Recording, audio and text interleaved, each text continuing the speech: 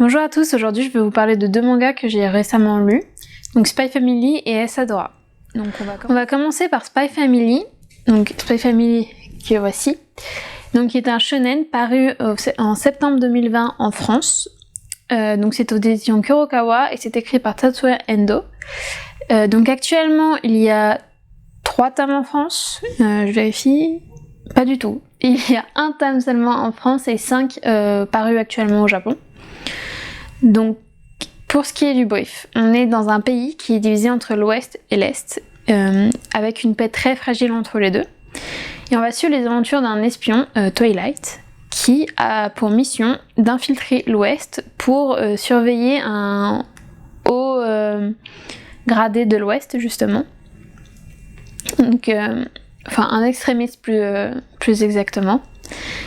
Donc pour ça, pour réussir sa mission, il va devoir s'infiltrer dans l'école qui est fréquentée par la fille de la cible. Sauf que pour infiltrer une école, il faut un enfant en fait, c'est plus simple. Or Twilight n'en a pas, donc il va devoir en trouver un. Et donc il va tomber sur une petite fille dans un orphelinat, qui va être toute gentille, toute mignonne, mais qui va se retrouver à avoir un pouvoir qui est la télépathie. Sauf que Twilight ne le sait pas. Ensuite, pour infiltrer l'école, il faut une deuxième chose, qui est une femme, puisque l'école n'accepte que les couples en fait, tout simplement. Donc il va devoir se trouver une femme, et il va tomber sur une jeune femme très timide, très charmante, très calme, qui va accepter tout de suite d'être sa fausse femme, puisqu'elle aussi a un secret à cacher, et donc ça l'arrange bien de faire semblant d'avoir un petit ami. Et ce secret est qu'elle est tueuse à gages. Twilight ne le sait pas non plus.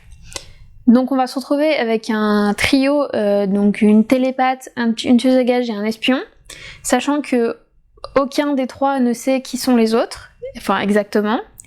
Mis à part la petite fille qui sait lire dans les pensées, mais qui comprend qu'il y a une espèce de mission, mais qu'il faut qu'elle réussisse, mais qui est trop petite pour comprendre exactement ce qui se passe. Donc vous l'imaginez bien, c'est un roman assez comique. Donc on se retrouve avec des situations bien comiques, des quiproquos, des situations sorties de nulle part, puisque personne n'est réellement qui il est, c'est le but de l'espionnage, je me dirais, mais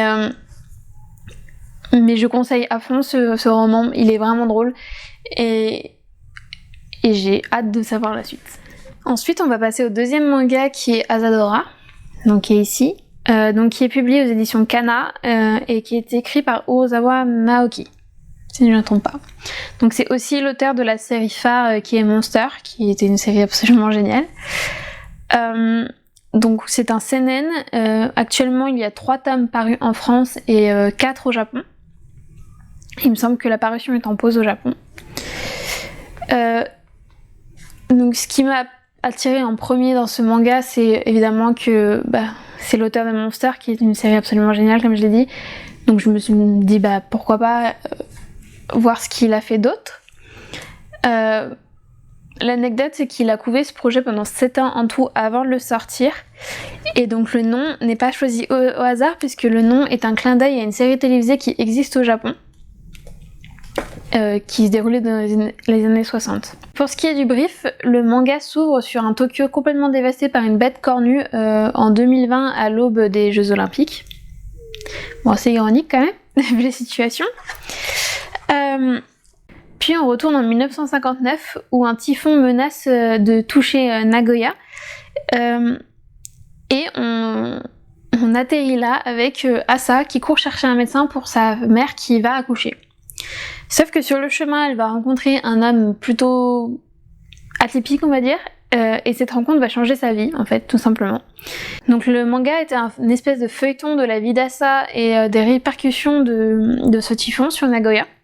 Le premier volume de ce manga est vraiment très intéressant, il pose bien les bases, je trouve. J'ai qu'une hâte de savoir la suite.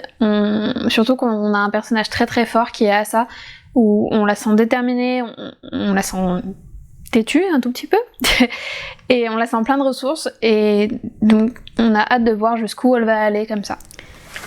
C'est tout pour cette update manga, j'espère qu'il vous aura plu. N'hésitez pas à me laisser en commentaire si vous avez des recommandations de manga à me faire. Je suis toujours preneuse de nouveaux titres. Puis n'hésitez pas à vous abonner pour être au courant de mes prochaines vidéos. Et puis moi je vous dis à la prochaine. Salut!